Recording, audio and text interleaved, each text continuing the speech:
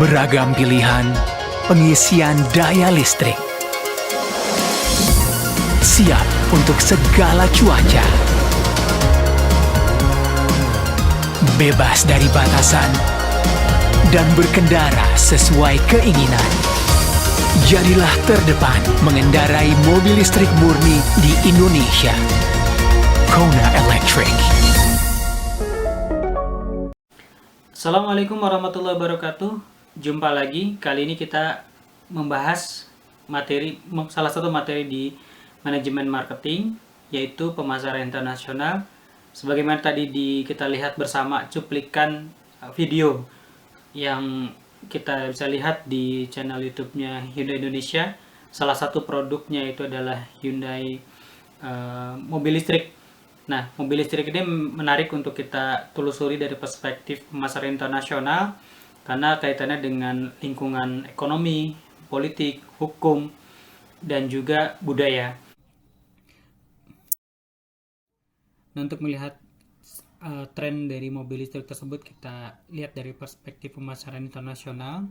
Di poin ini kita akan membahas dari aspek pemasaran internasional, lingkungan ekonomi, lingkungan politik, lingkungan hukum, dan lingkungan budaya. Kaitannya dengan pemasaran internasional. Di pemasaran internasional itu adalah pemasaran yang kegiatan operasionalnya melewati batas-batas lebih dari suatu negara. Dan tentu dari pemasaran internasional ini, tren pemasaran secara garis besar itu ditandai dengan berbagai macam tren ya. Di antaranya itu adalah berkembangnya perekonomian global dengan berbagai karakteristik seperti perdagangan barang berkembang jauh lebih pesat dibandingkan produksi di dunia. Kemudian perpindahan modal investasi langsung, kemudian semakin terbukanya berbagai perekonomian nasional. Dan tren yang kedua adalah kekuatan politik yang mengarah pada struktur perdagangan bebas global dan integrasi regional. Kemudian tren yang ketiga yang bisa kita lihat itu kekuatan penawaran dan permintaan bercirikan terbentangnya peluang untuk berkembang dalam pasar global. Nah, berbicara terkait dengan pemasaran internasional itu kita akan berbicara juga kaitannya dengan kebijakan produk atau jasa. Nah, kebijakan produk atau jasa dalam pemasaran internasional berkaitan dengan pendekatan standarisasi produk dan adaptasi produk. Untuk standarisasi produk ini akan melihat standar dari produk-produk yang dikeluarkan oleh suatu produsen atau perusahaan yang itu sama baik itu di negara asalnya maupun di negara tujuan. Namun ada pula para perusahaan maupun produsen, contohnya seperti Hyundai Indonesia itu mulai mengadaptasi produknya yang kita lihat di berbagai negara ya, seperti setir ya. Kalau setir itu di negara Eropa dan sebagian juga Asia itu letak setirnya ada di sebelah kiri, sedangkan untuk Indonesia itu ada di sebelah kanan. Mayoritas bahkan mungkin hampir semuanya produk mobil di Indonesia itu ada di sebelah kanan untuk setirnya. Nah, ini adalah satu bentuk adaptasi produk. Dan bisa juga kaitannya dengan kebijakan produk atau jasa ini bisa menggunakan kedua-duanya, baik standarisasi produk maupun adaptasi produk. Nah, kebijakan harga dalam upaya memahami struktur harga, pertama-tama pemasar perlu memeriksa faktor-faktor mendasar yang mempengaruhi penentuan harga pasar. Nah, ini bisa dipengaruhi oleh berbagai macam lingkungan yang tadi disebutkan, ada lingkungan ekonomi, politik, dan juga hukum serta budaya.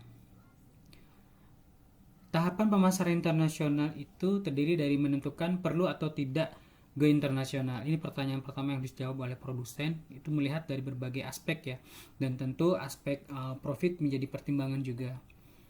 Yang kedua itu menentukan pasar mana yang akan dimasuki. Jadi harus ada riset pasar terlebih dahulu, negara yang akan dituju. Ini juga akan kaitannya dengan pendekatan standarisasi produk atau adaptasi produk, atau bisa jadi kedua-duanya, kombinasi antara keduanya. Yang ketiga menentukan bagaimana cara memasuki pasar yang dipilih. Jadi cara-caranya itu ada banyak, apakah secara ekspor, secara langsung, ekspor secara tidak langsung, joint venture dan sebagainya. Yang keempat, menentukan program marketing yang akan dijalankan. Ini juga menjadi penting agar minat para pelanggan atau konsumen itu bisa menerima produk yang ditawarkan di yang kita keluarkan di negara yang kita tuju. Kemudian yang kelima, menentukan organisasi marketing yang akan dipakai. Jadi organisasi itu akan bentuknya seperti apa? Apakah joint venture atau kita buat di sana pabriknya, atau pabriknya dari luar kemudian masuk ke dalam negara yang akan dituju. Mengukur potensi pasar internasional ini juga penting. Cara membandingkannya ada melalui total market, total sales, dan market sales and growth of total market, market sales, dan market share. Nah, untuk melihat bagaimana pemasaran internasional ini, kita akan melihat dari pendekatan yang dibuat oleh Fandi Ciptono ya. Di sini kita bisa lihat bahwa jaringan merek, baik itu konsumen akhir, distributor atau partner, saluran distribusi, pemasok lokal, ini dipengaruhi oleh lingkungan-lingkungan, baik itu lingkungan ekonomi, lingkungan isu-isu ya, isu-isu politik dan hukum, isu-isu teknologi dan informasi, dan juga isu-isu sosiokultural. Nah, ini juga mempengaruhi juga kaitannya dengan karakter pasar ya yang akan dituju, baik itu dari segi ukuran, pertumbuhan, potensi, kompetisi di suatu negara, juga akses masuk ke dalam satu negara. Nah, lingkungan yang pertama adalah lingkungan kita lihat adalah lingkungan ekonomi ya. Jadi kondisi ekonomi memiliki dampak kuat terhadap kinerja dari setiap bisnis karena dapat mempengaruhi pendapatan atau beban dari bisnis tersebut. Lingkungan ekonomi juga terdiri dari faktor-faktor yang meliputi pertumbuhan ekonomi, stabilitas ekonomi, dan pembangunan ekonomi. Dalam lingkungan ekonomi juga kita membutuhkan informasi ya, kaitannya dengan lingkungan makro. Lingkungan makroekonomi yang dibutuhkan itu meliputi karakteristik pasar, dalam hal ini populasi dan pendapatan, neraca pembayaran, pola perdagangan, struktur konsumsi, dan perkembangan pasar. Untuk lingkungan mikroekonomi juga pada dasarnya itu kita perlukan, ini menyangkut aspek persaingan ya, sumber persaingan, keunggulan kompetitif, analisis lingkungan ekonomi, karakteristik cost benefit, dan juga karakteristik risk and reward. Nah, dari sisi lingkungan ekonomi juga kita bisa lihat sistem perekonomian ya. Jadi sistem perekonomian itu kita bisa lihat klasifikasinya, apakah negara yang kita tuju itu masuk kategori negara berkembang, negara industrialis, pertengahan, atau masuk ke dalam negara maju.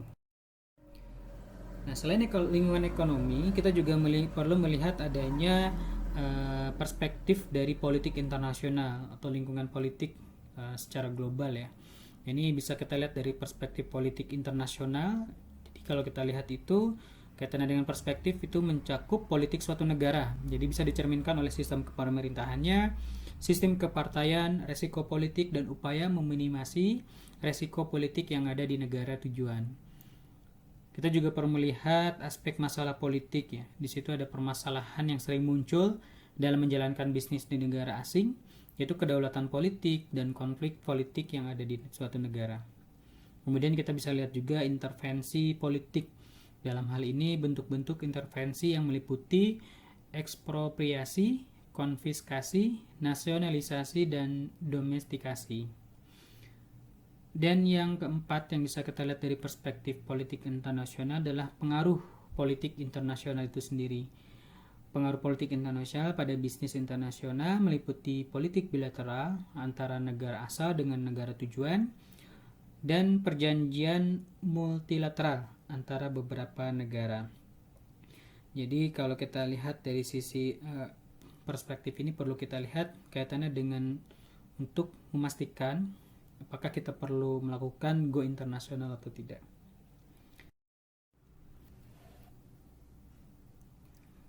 Nah, yang ketiga itu lingkungan hukum internasional.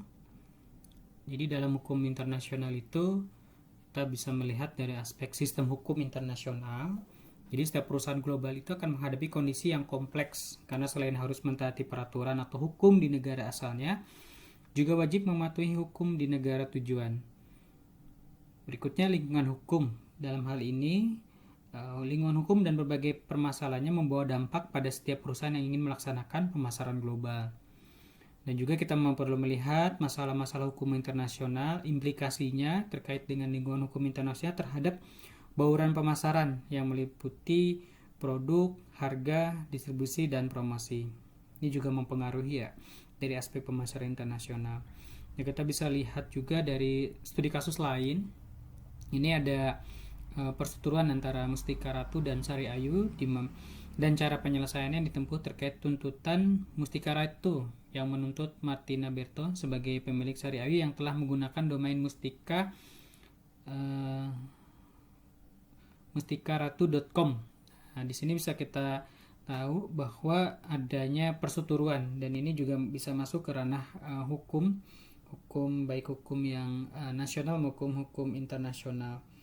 Dan selain itu juga kita bisa lihat regulasi investasi asing ya, diberlakukan dengan tujuan membatasi pengaruh perusahaan multinasional di negara tujuan dan untuk membentuk pola intervensi investasi asing yang dapat mendukung tercapainya tujuan ekonomi negara tujuan pemasaran secara efektif. Dan kita juga perlu melihat dari aspek konsep budaya. Jadi dari dalam konsep budaya ini bisa kita lihat dari unsur-unsur budaya, di mana kita bisa melihat pendapatnya dari Cateora dan Graham tahun 2007. Jadi terdapat elemen-elemen kebudayaan dalam suatu negara, yaitu kehidupan material, institusi sosial, sistem kepercayaan, estetika, dan bahasa. Jadi unsur-unsur ini yang membentuk tataran yang sifatnya tidak tertulis namun diimplementasikan oleh suatu kelompok atau masyarakat. Nah, pengaruh budaya dalam pemasaran internasional itu juga masih menurut pendapat Cateora dan Graham. Ini menyampaikan 4 jenis masalah negosiasi bisnis internasional yang disebabkan oleh budaya, diantaranya perbedaan bahasa, perilaku nonverbal, nilai-nilai, dan perbedaan pada proses-proses berpikir dan pengambilan keputusan. Nah, dalam kaitannya budaya dan pemasaran, ini kita bisa lihat 3 kelompok kebiasaan berbisnis. Itu ada budaya imperatif, budaya adiaphora, dan budaya eksekutif. Nah, ketiga budaya ini akan mempengaruhi bagaimana bisnis yang akan kita jalankan. Nah, analisis elemen budaya menjadi penting juga dalam melihat pemasaran internasional, karena dalam menganalisis potensi pasar diperlukan adanya evaluasi terhadap elemen-elemen budaya yang mana sangat berpengaruh terhadap program pemasaran. Kemudian kita juga bisa melihat perubahan budaya ya. Dalam hal ini adaptasi diperlukan dan merupakan kunci dalam pemasaran internasional. Baik, itu kaitannya dengan program yang tadi kita lihat ya, program kaitannya mobil listrik dan konsep pemasaran internasional tentu menjadi tantangan tersendiri dari aspek pemasaran internasional dan sangat dipengaruhi juga oleh lingkungan-lingkungan yang tadi disebutkan, baik itu lingkungan ekonomi, politik, hukum internasional, dan juga budaya. Terima kasih atas waktunya dan perhatiannya. Semoga bermanfaat. Assalamualaikum warahmatullahi wabarakatuh.